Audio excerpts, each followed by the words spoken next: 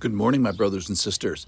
The bad news this morning is that we're moving on from the Beatitudes. The good news is that we're still in the Sermon on the Mount and will be for 3 more chapters of Matthew. So we're still in the Bible. And God doesn't just communicate by the famous passages, even though we're going to do a pretty famous one here today. So let's set our sad little hearts that have left the Beatitudes. Let's set our hearts towards Him today.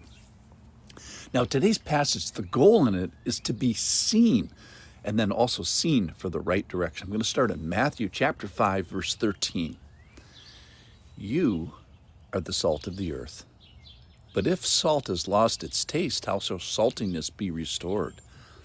It is no longer good for anything except to be thrown out and trampled under other people's feet. You are the light of the world. A city set on a hill cannot be hidden. Nor do people light a lamp and put it under a basket, but on a stand, and it gives light to all the house. In the same way, let your light shine before others, so that they may see your good works and give glory to your Father who's in heaven. So let's start with the end in mind. The end in mind is that the people see your good works for a reason. And what is the reason? The reason is give glory to your Father. So the witness that is used to give glory to the Father is all kinds of these locations, if you will, large and small, the whole earth, the whole world, a city on a hill, and a house. So this talks of a usefulness in activity, a blessing, a favor, being good to your community, large and small, the salt of the earth that has a taste, a light that is useful to the world, a city that is prominent on a hill, a lamp on a stand, not under a basket, a light that shines before others. So there are actual good works that end up doing something. So this passage is really about good works with the right motivation and the right end in mind.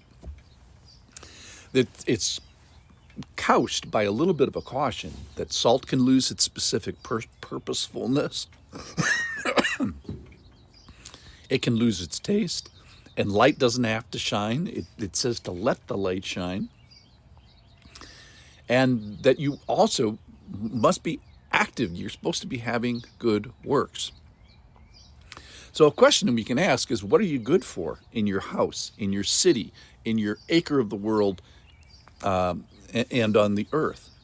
So Christians in general, and you in specific, should have a positive footprint on the acre that you occupy.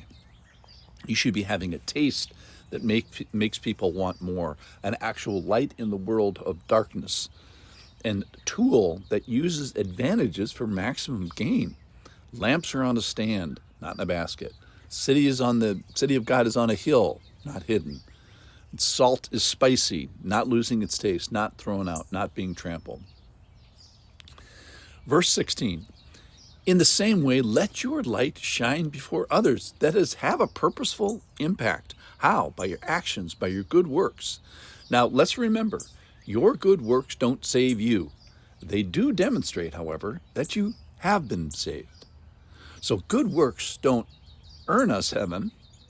They give evidence that you are heading to heaven. So the Lord is asking us first, follow Him. And then He keeps on asking that we demonstrate that we have followed Him. So what do I do on the day after I have followed Him? And on every day after that? Well, give prominent display of it, of the character of God and the character of your life. And Jesus here commends good works that are properly motivated. So we may ask, what is the motivation behind this particular passage? And it is, in a word, worship. People giving glory to God that is due Him. So teaching point number 1 is make sure that you are worshiping, that you're giving God glory. And then, so get yourself to a church if you're not regularly going. But then secondly, get others to a church. Give gifts to your local body. Get others there. Bring the whole earth, bring the corners of the world, bring the citizens of your city, and the occupants that you touch in your house. Bring them so that they can give glory. All right, so a couple conclusions.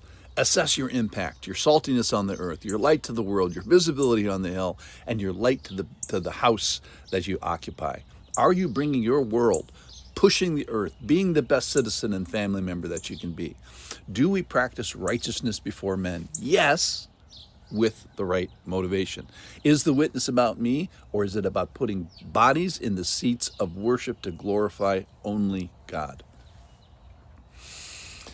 Leviticus 2:13 says, "You shall season all your grain offerings with salt. You shall not let the salt of the covenant of your God be missing from your grain offering." So this salt we offer, this motivation is supposed to be pure, which is the glory of God.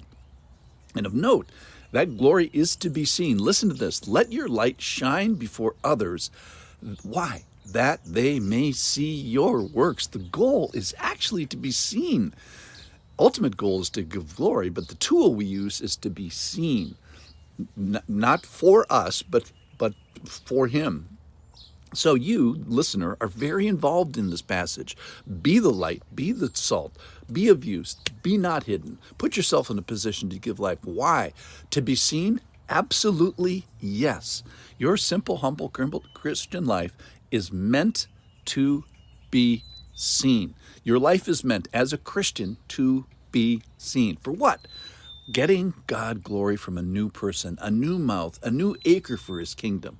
So let's get the activity right, which is to be seen. And then let's get the motivation right, which is glory. And then let's get the directionality right, which is glory to him, not me. So let's go be seen today. Thanks for listening.